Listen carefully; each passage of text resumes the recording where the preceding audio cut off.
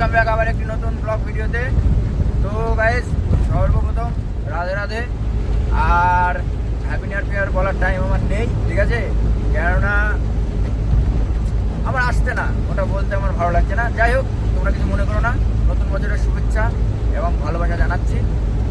আর আমি আছি এখন বর্তমানে উড়িষ্যায় ছিলাম, এখন আমাদের বেলদায় ঢুকছি আর কি, ঠিক আছে? তো লোডিং করেছি মাছ। ভিডিও করার কোনো ইয়ে ছিল না, কারণ ভিউজ আসছে না বলে ভিডিও করা বন্ধ করে দিচ্ছিলাম, বুঝলো তো। কিন্তু আবার দেখলাম যে না করি। তো মাছটা লোড হয়েছে আমার বালেশ্বর থেকে, যাচ্ছি হচ্ছে শিলিগুড়ি, ঠিক আছে? এবার শিলিগুড়ি যাচ্ছি।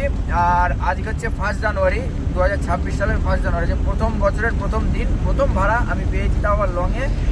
বেশ ভালো, মনটা খুশি আছে। আর কালকে তো এনজয় করেছি বিরাট, বলা তো। ওই মার্কেটে যারা ইনস্টাগ্রামে ফলো করে রেখেছো, অবশ্যই তারা দেখেছো সেই এনজয়টা। আর যারা ফলো করে রাখোনি তারা অবশ্যই একটু ফলো করে দিও। এইটাতে সার্চ করে চলে আসবে, অসুবিধা হবে না। আর যদি না হয় আমি নাম লিখে দেবো, অসুবিধা নেই।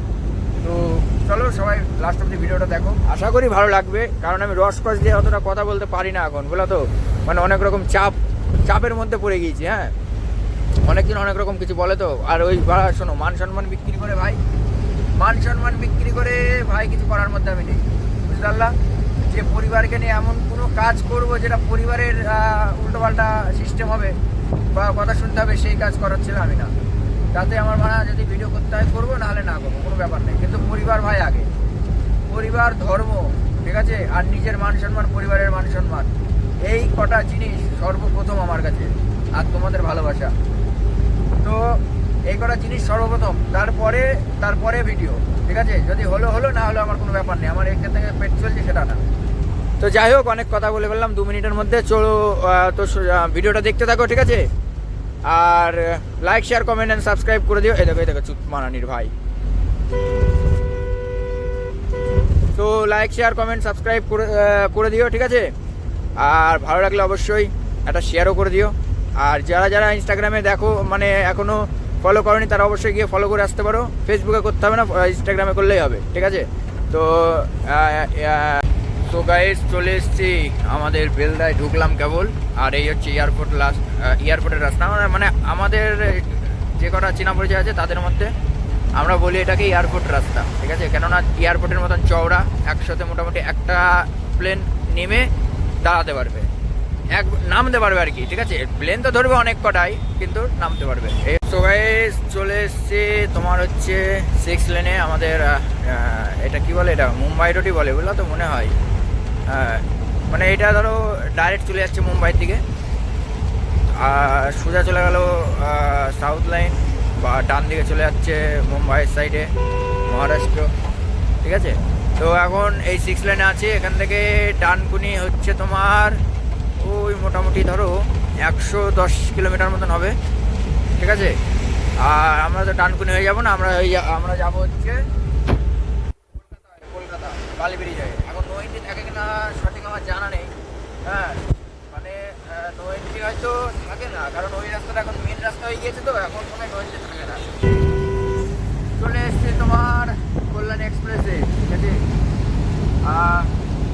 আজকে ওইদিকে রাত্রিবেলার থেকে নো এন্ট্রি হবে এইদিকে, ঠিক আছে? আজকে 1 তারিখ, আজকে নো এন্ট্রি হবে এই দিক থেকে। এই দিকটায় নো এন্ট্রি হবে তোমার। কোলাঘাট থেকে দেখলাম নো এন্ট্রি, আমাদের গাড়ি ছেড়ে দিয়েছে, অসুবিধা করেনি। কলকাতার মধ্যে ঢুকতে 100 টাকা নিল, বাদ বাকি একদম ফুল ওকে।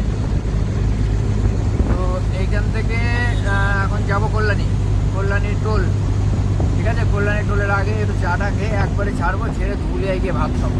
তাহলে আমার রাত্রের খাবারটা লাগবে না, বুঝতে পারলা তো? একবারে বিকালে খেয়ে নেবো। বিকালে খেলে কী হবে, রাত্রে না খেয়ে চালাবো গাড়ি, তাহলে আমার খিদেটাও ঠিক থাকবে, ঘুমটাও লাগবে না, সব কিছু মেনটেনেন্স থাকবে। আর এখন গিয়ে একটু শুকনো খেয়ে নেবো 10-25 টাকা, ব্যাস। এই হচ্ছে ব্যাপার। আর এই হচ্ছে এক্সপ্রেস হাইওয়ে, ঠিক আছে? কল্যাণী এক্সপ্রেস, প্রচুর গাড়ি চলে। আর আমি যখন প্রথম আসলাম, ঠিক আছে, এই রাস্তায় একটা কাকপক্ষীও ছিল না, একটা কাকপক্ষীও থাকতো না। ওই মাঝে মধ্যে এইসব ডিসলাইয়ের খামগুলো যেত, ঠিক আছে? তাছাড়া বাদ বাকি একটা লোকজন থাকতো না।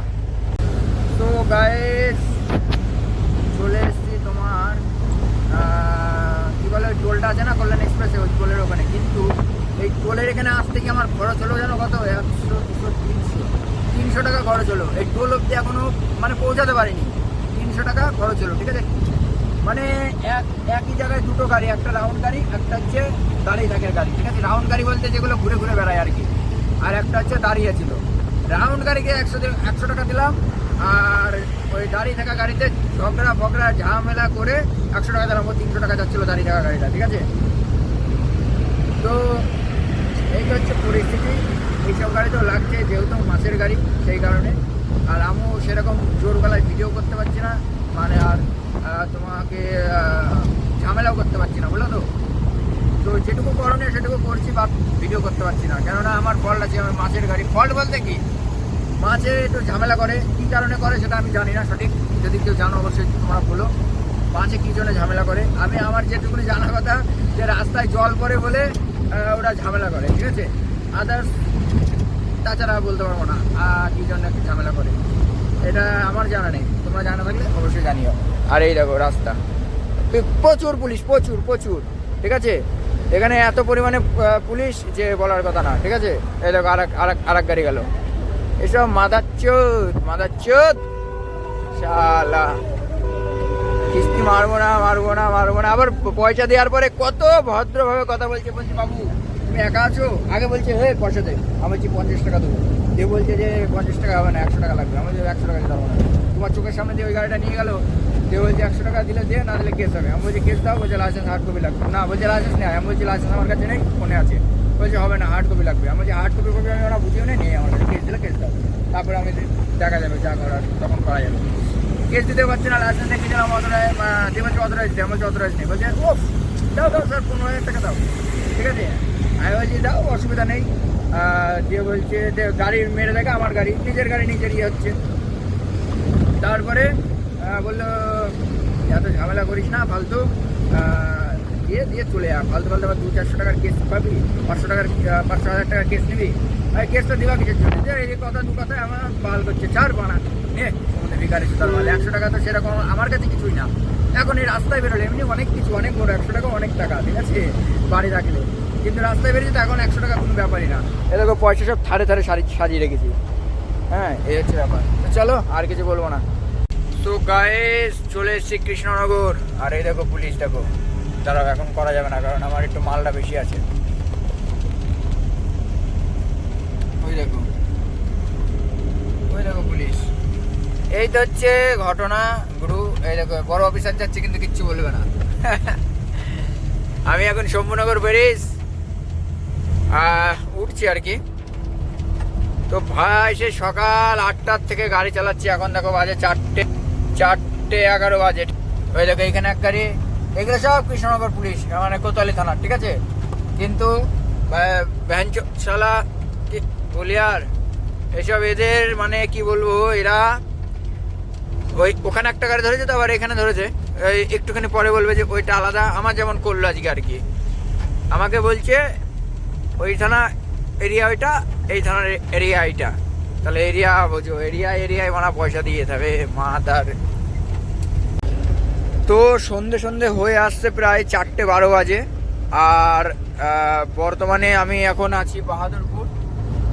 এখান থেকে ডালখোলা হচ্ছে 300 কত কিলোমিটার যেন আছে। আর এইখান থেকে আমাদের শিলিগুড়ি হচ্ছে 500 কিলোমিটার ধরে চলতে হবে, প্রায় 500 কিলোমিটার, প্রায় মানে 470 এরকম কিছু হয়, ঠিক আছে। 400, 450 কিংবা 470 এরকম কিছু হয়। তা দেখা যাক কতদূর কি হয়। হ্যাঁ, আমার 5টার সময় মার্কেট, কিন্তু মাল ভাই অনেক দিয়ে ফেলেছে। আমি বুঝতে পারছিলাম যে মাল একটু বেশি, কারণ গাড়ি চালালে তো বোঝা যায় না যে মাল কতটা আছে। মাল আছে 49 কুইন্টাল, মানে আমার পাসিংয়ের ছাড়াও 7 কুইন্টাল মাল বেশি আছে। এবার আমি কিছু বলতে পারিনি, ঠিক আছে। এবার বলতে না পারার কারণে ধরো এই অবস্থাটা এখন এইরকম। তো দেখা যাক কালকে যখন খালি করবো তখন ভাড়া টাড়ার ব্যাপারে বলবো। ভাড়া তো আমার বেশি নেওয়াই লাগবে, আবার টোল ফাইন লাগবে। ধরো এখন ঘন এখন লাগবে বেচুয়া, বহরমপুর, আয়রন, কালিয়াচক, ঠিক আছে। তারপরে গাজল, রায়গঞ্জ, ডালখোলা, 8খানা টোলে ফাইন লাগবে। 8খানা টোলে নেই করে প্রায় 2,500 টাকা মতন ফাইন লাগবে। 2,500 না, সরি 320 টাকা, আর ওইদিকে 120 টাকা, 150 টাকা, তারপর ওদিকে 250 টাকা এরকম করে। আর ওদিকে ধরো দুটো মিলে 450 টাকা, ডাল কলা আর গোস্তবন মিলে 450 টাকা। এখন বেড়েছে কি বলতে পারবো না, প্রায় 2 বছর দিইনি আমি, 2 বছর ধরো পিক আপ নিয়ে চলি না ওই সাইডে।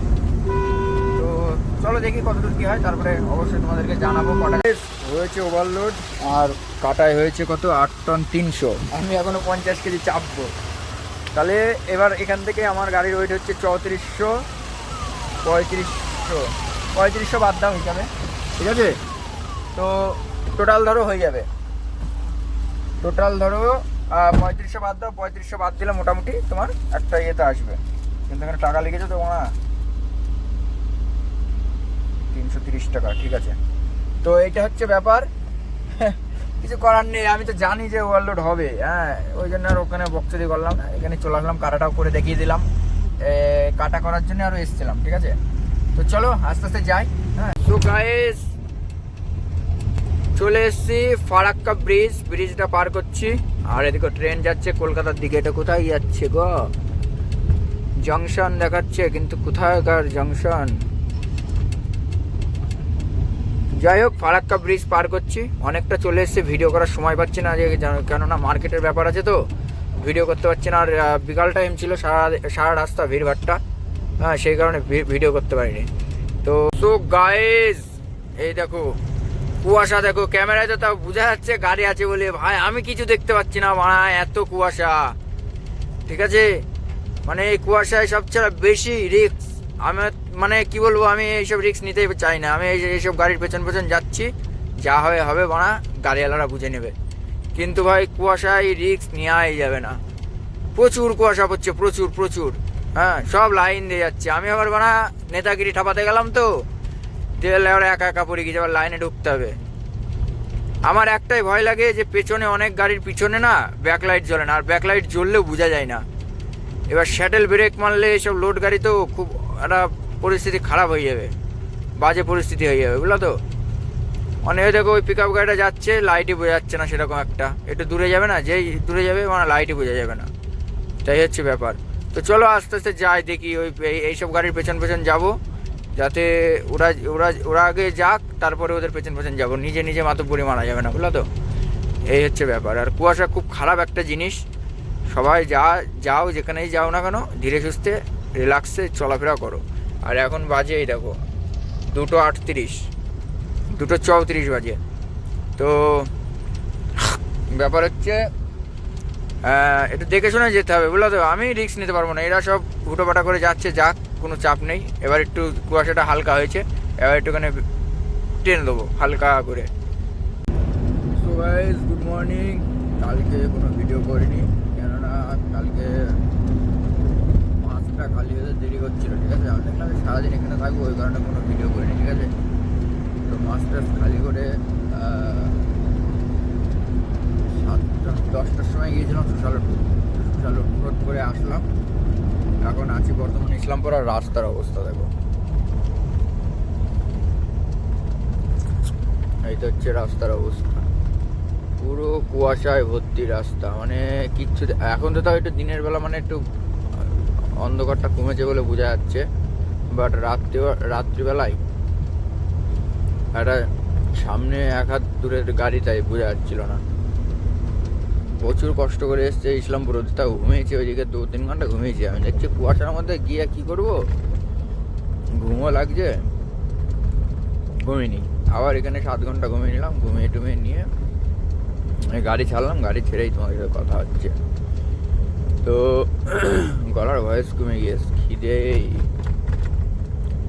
কালকে সেই 12টার সময় ভাত খেয়েছি, তারপরে আর কিছু খাওয়াইনি। তবে চা খেয়ে দেখে তাহলে 2 বার চা খেলাম, আর চিপস খেলাম, ব্যাস। আবার সো গাইস, এই যে গাড়ি খালি হচ্ছে, ফটিক বন্ধুর গাড়িতে যাচ্ছে মালটা, ঠিক আছে? আর আমি এখান থেকে নিয়ে আর কটা নিয়ে তেহট্টই যাবো, তেহট্টই গিয়ে মালটা খালি করে একদম ডাইরেক্ট বাড়িতে, ঠিক আছে? তো